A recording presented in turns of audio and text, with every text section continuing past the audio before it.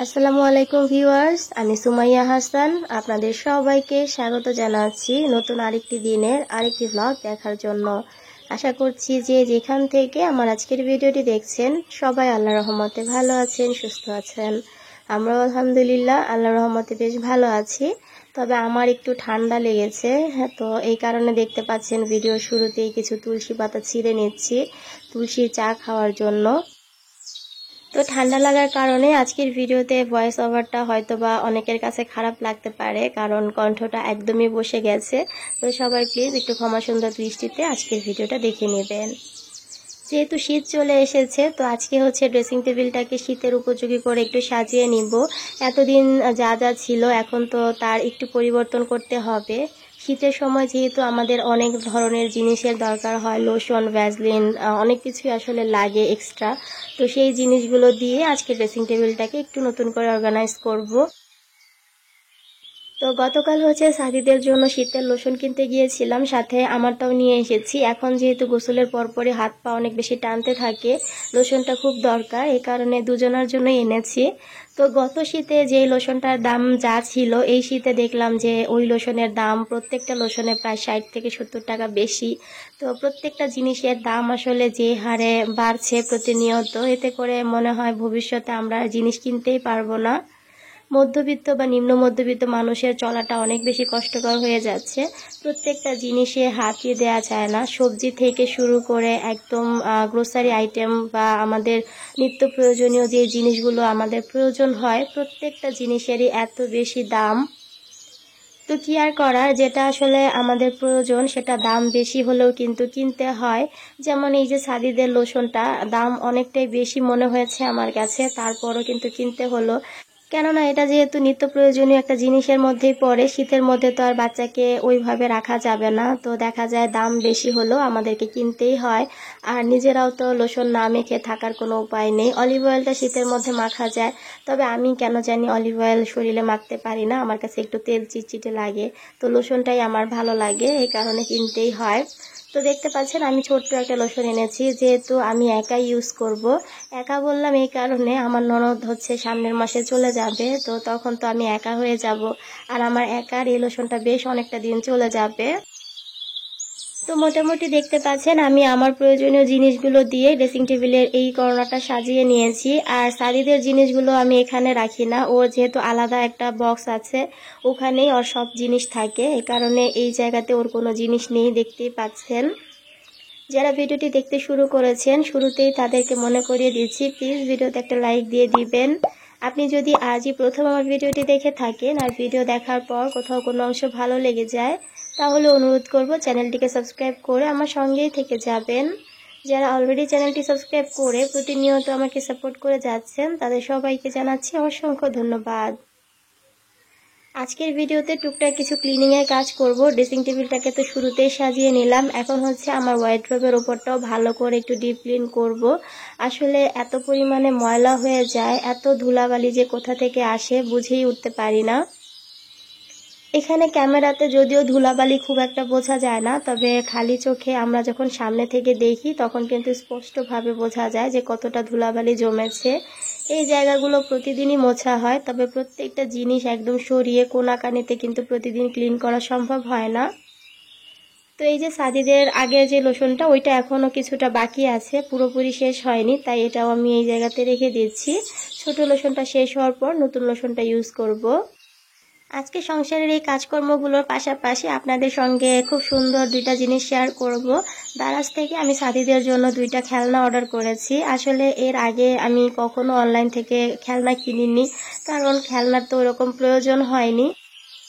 কেননা আমার ছেলেটা তো এতদিন অনেকটাই ছোট ছিল, খেলনা দিয়ে খেলার বয়স হয়নি, তো খেলনাও কেনার প্রয়োজন হয়নি। তবে এখন ও যেহেতু বসতে পারে, ওর মোটামুটি অনেক খেলনা দরকার, সামনে দিলে ও দেখা যায় বসে বসে খেলতে পারবে। এছাড়া ওর সম্ভবত দাঁত উঠবে, এই কারণে সবকিছু একটু কামড়া কামড়ি স্বভাব, মানে যেটা সামনে পায় ওটাই মুখে দিয়ে দেয়।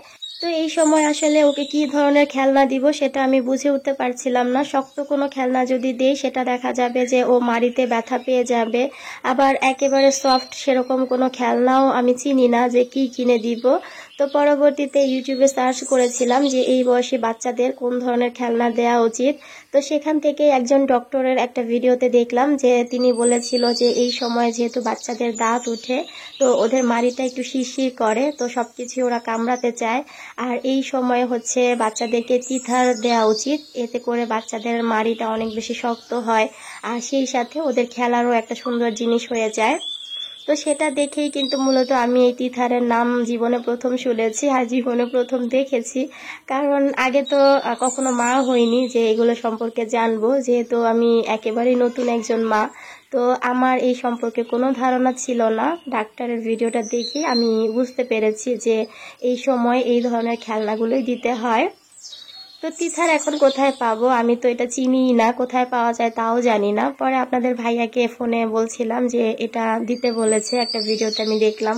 তো সে বলল সাথে সাথেই যে দারাজে সার্চ করে দেখো, পেয়ে যেতে পারো। তো ভাগ্য ভালো, দারাজে সার্চ করার পরেই দেখলাম অনেক রকমের টিথার আছে, মানে অনেক শেপের, অনেক ডিজাইনের। তো দেখে আমি একটু অবাকই হয়েছি যে এগুলোর নাম টিথার, জীবনে প্রথম শুনলাম আর কি। তো দারাজে যেহেতু পেয়েছি তাই আমি আমার পছন্দ মতো 2টা অর্ডার করে দিয়েছিলাম, আর অবশেষে আজকে হচ্ছে সেই পার্সেলটা এসেছে। একটু পরে আপনাদের সঙ্গে সেই পার্সেলটা শেয়ার করব। তার আগে তো দেখতে পেয়েছেন আমি পুরো ঘরটাই কিন্তু ক্লিন করে নিয়েছি। আর আমার আসলে একটা বাজে অভ্যাস আছে, সেটা হলো যদি আমি কখনো মানে আমাদের বাসা পরিবর্তনের সময় হয় যে আমরা এই বাসাটা ছেড়ে দিব, সেই ক্ষেত্রে আমার খুবই বাজে একটা অভ্যাস হচ্ছে, তখন আর আমার বাসাটাকে ডিপ ক্লিন করতে ইচ্ছা করে না। মনে হয় যে 2 দিন পর তো এই বাসা ছেড়েই দিব, এটাকে এত সুন্দর যত্ন করে রাখার কি মানে। তো এটা আসলে আমি বলবো অবশ্যই একটা বাজে অভ্যাস, আমার কেন জানি তখন আর কোনো কিছু নতুন করে করতে ইচ্ছা করে না। সংসারের কাজকর্ম সবকিছুই আমি শেষ করে নিয়েছি, আপনাদের সঙ্গে যা শেয়ার করেছি অফ ক্যামেরাতে তার থেকেও আরো অনেক বেশি কাজ করে নিয়েছি। আর তারপরে হচ্ছে আমি আমার ইউটিউবে ভিডিওর জন্য একটু জিনিস তৈরি করছিলাম, ওখানে খুব সুন্দর একটা জিনিস তৈরি করছি। এটার ভিডিও ইনশাল্লাহ আমার সেকেন্ড চ্যানেলে আপলোড করা হবে, এখনো এটার কাজ কমপ্লিট হয়নি, কমপ্লিট হলে আপনাদের সঙ্গে শেয়ার করব। আর এইদিকে পিকুকে দেখেন, সে বেলকনিতে বসে কি যেন দেখছিল, তো আমি একটু ভিডিও করছি। আর এখানে সাদিদ আর ওর ফুপি হচ্ছে পিকুর সঙ্গে দুষ্টামি করছে। তো যাই হোক, এখন আপনাদের সঙ্গে শেয়ার করছি যে দারাজ থেকে আমি কি অর্ডার করেছি। পার্সেলটা খোলার আগেই দেখতে পাচ্ছেন পিকু অনেক বেশি এক্সাইটেড যে এটার মধ্যে কি আছে। এর আগে দারাজ থেকে পিকুর জন্য অনেকবার অনেক কিছু অর্ডার করেছি, আর কোনো পার্সেল যদি আসে সেটা যখন আনবক্সিং করা হয় পিকু অনেক বেশি এক্সাইটেড থাকে যেটার ভেতর কি আছে দেখার জন্য। তো সবসময় আপনারা খেয়াল করে দেখবেন, আমি কোনো পার্সেল আনবক্স করার সময় পিকু এসে বসে থাকে। তো এখানে আমি একটা অরেঞ্জ শেপের টিথার অর্ডার করেছিলাম, আর হচ্ছে একটা ঝুনঝুনি টাইপের টিথার অর্ডার করেছিলাম। 2টা খেলনাই আমার অনেক বেশি ভালো লেগেছে, তবে প্রাইসটা তুলনামূলক একটু বেশি লেগেছে আমার কাছে। এই যে অরেঞ্জ যেই টিথারটা দেখতে পাচ্ছেন এটার দাম ছিল 115 টাকা, আর এই ঝুনঝুনি সিস্টেম যেটা ওইটার দাম ছিল 85 টাকা। তো ডেলিভারি চার্জ সহ আমার টোটাল 251 টাকা পড়েছে পার্সেলটাতে। দামটা বেশি হলেও আমার কাছে জিনিসটা হাতে পাওয়ার পর বেশ ভালো লেগেছে, মানে কোয়ালিটি অনেক বেশি ভালো ছিল। আর এগুলো পুরোটাই যেহেতু সিলিকনের, বাচ্চারা ইজিলি এটা কামড়াতে পারবে, কোনো সমস্যা হবে না। আর দেখতেও কিন্তু অনেক কিউট ছিল, আমি যেহেতু জীবনে প্রথমবার দেখছি আমার কাছে তো ভীষণ রকম ভালো লেগেছে। 2টা খেলনাই অনেক বেশি সুন্দর ছিল। আর এই যে অরেঞ্জ শেপের যেই টিথারটা, এইটা বাবুর অনেক বেশি পছন্দ হয়েছে, ও ইজিলি এটা ধরে কামড়াতে পারে, তো ওর জন্য অনেক সুবিধা হয়েছে। এখন আর কিন্তু যেটা সেটা কামড়ায় না, এটা হাতে দিলে এটাই সুন্দর বসে বসে কামড়াতে থাকে। তো খেলনা 2টা কেমন হয়েছে অবশ্যই ছোট্ট একটা কমেন্ট করে জানাতে ভুলবেন না, আমার তো ভীষণ রকম ভালো লেগেছে। আসলে মা হওয়ার পর এত নতুন নতুন জিনিস শিখছি যেগুলো জীবনে কখনোই শিখিনি।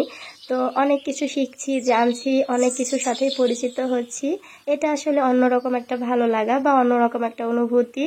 তো এগুলো এখন ভালো করে আমি ওয়াশ করে গরম পানি দিয়ে ওয়াশ করে বাবুকে খেলতে দিব। তো তার আগে আপনাদের সঙ্গে একটু শেয়ার করছি, আর আজকের ভিডিও থেকে বিদায় নিচ্ছি। আল্লাহ হাফেজ।